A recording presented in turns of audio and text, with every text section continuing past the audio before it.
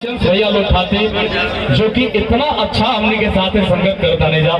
इतना अच्छा बजा रलवाने जा और हमने के साथ बहुत सारा कार्यक्रम कर चुकलवाने जा। तो आप सब हमारे म्यूजिशियंस भैया लोग के लिए एक बार जोरदार ताली बजा दीजिए, इनको आशीर्वाद दीजिए। ये हर कलाकारों का बैकबोन होते हैं। हेलो इधर भैया लोग, आप लोगों का स्वागत है। धन्यवाद, थैंक यू।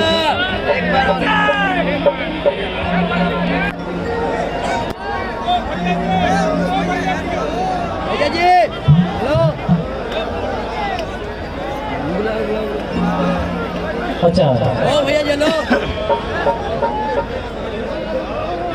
भैया, हाँ पर कुर्सी कब ले जाना? अच्छा आप हम सबको के बीच माननीय विधायक महोदय मुरारी प्रसाद गौतम जी बैठे हुए हैं। जय हो, दिल से स्वागत है, आपका हार्दिक अभिनंदन है, स्वागत है, बहुत बहुत धन्यवाद। और इतिलारी के धरती पे आप सभी के स्वागत बा,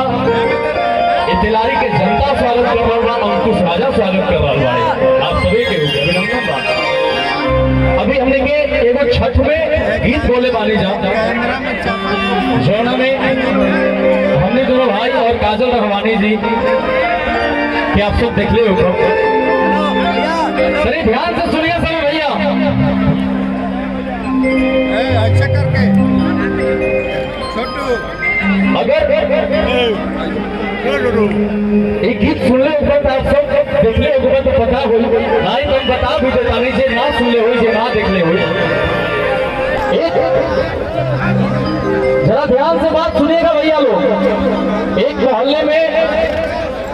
कुछ हिंदू भाई रहते हैं और कुछ मुसलमान भाई भी रहते हैं। ये हम लोग समाज को जोड़ने के लिए गीत गाए थे और उस समाज में दोनों लोग रहते हैं, दोनों धर्म के लोग रहते हैं। तो जो मुस्लिम के एक औरत होती है उनको बच्चा नहीं होता है और हिंदू का भाई बोलता है कि देखिए हम लोग बहुत अच्छे दोस्त मित्र हैं, इसलिए आपके लिए इस बार हम छठ करेंगे और मैया से मांगेंगे। हमारा लागत है भैया कि हर धर्म से ऊपर उठ के मानवता के धर्म होला। हमने के एगो इंसान बनी जा, जाति धर्म सब बाद में बा, सबसे पहले हमने के एगो अच्छा इंसान बने के हुई। अगर हमने के कुछ करे के हुई, अगर हमने के अपन देश के कुछ आगे लेके जाए के हुई, तो सबसे पहला सबसे फर्स्ट में एक बहुत अच्छा बहुत बेहतरीन इंसान बन के दिखावे के हुई। एक दूसरे के प्रति सहजता सहनशीलता के भावना रखे के हुई, एक दूसरे के मदद करे के भावना रखे के हुई। यही सोच के साथ हमने के गीत बोले रहने। बहुत सारा लोग, हमारे चाची लोग, भाभी लोग, माई लोग पहले बारी इजा घाट बा, बहुत ही सुंदर नजारा बा और अंकुश राजा कुछ सुना पाओ तारे, बहुत ही सौभाग्य के बात बा। एक गीत के थोड़ा ध्यान से सुनिए सभी भैया। लेकिन ऐसा नहीं हो सकता है क्या भैया, यहाँ पे ऐसा नहीं हो सकता है क्या कि कितने लोग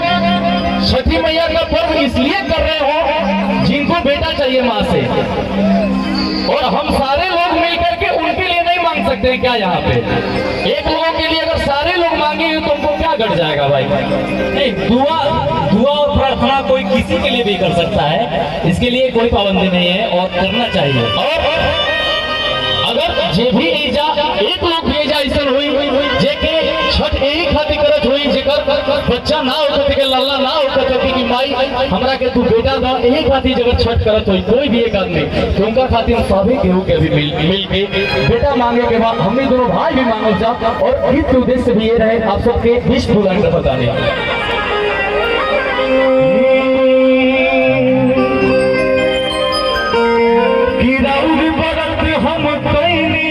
छठी मैया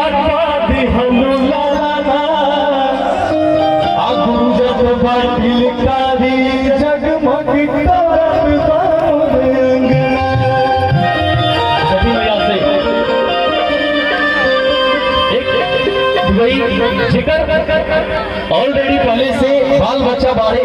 सब घर में हंसत खिलत बारे, हंसत खिलत परिवार बा, लेकिन वो दूसरा खातिर मांगे तारी भाई सखी खातिर कि राउर पर हम कइनी छठी मैया दिहरू लाला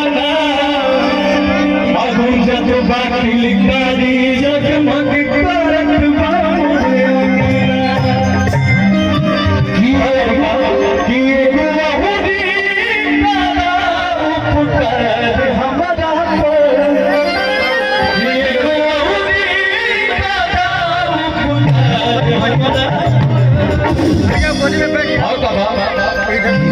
सखिया के सुनबा जनावानु हो बेटा मांगा तारी अपना सही बाती कि सखिया के सुनबा जनावानु हो बेटा और पहली का कि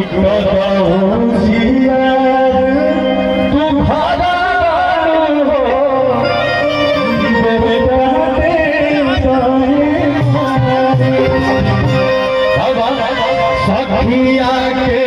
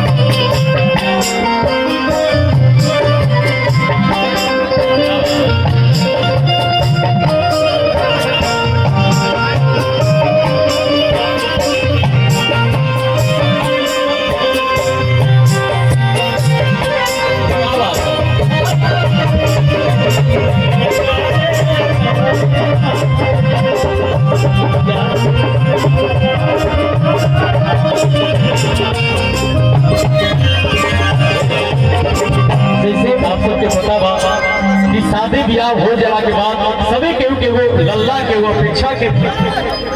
एगो लल्ला के अपेक्षा रहेला नैहर से लेके ससुराल तक और जेकर अगर लल्ला ना होला बच्चा ना उठेला ओकर दर्द सिर्फ एक औरत ही एक माँ ही समझ सकती है और ओकर ही नाम बांझिन पड़ जाए बिल्कुल लोग बांझिन कहेंगे सखी का बोल रहे हैं सभी खाते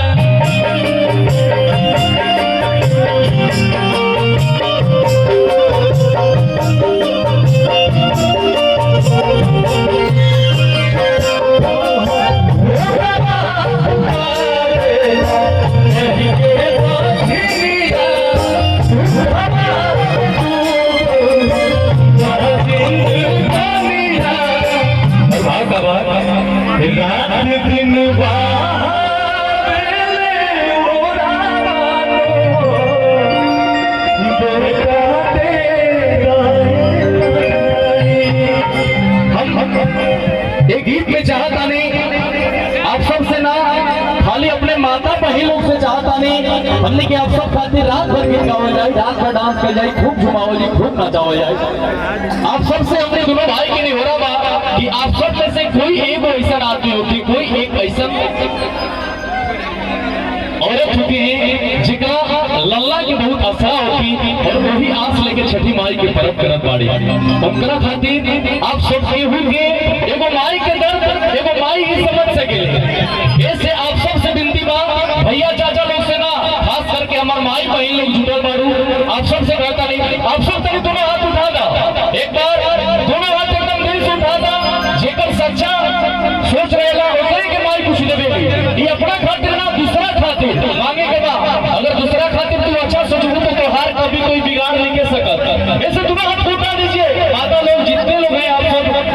माई बहन भौजी चाची लोग दोनों हाथ उठा दिया, खाली तो हम लोग के मीठा मीठा ताली बजावे के बाद रात दिन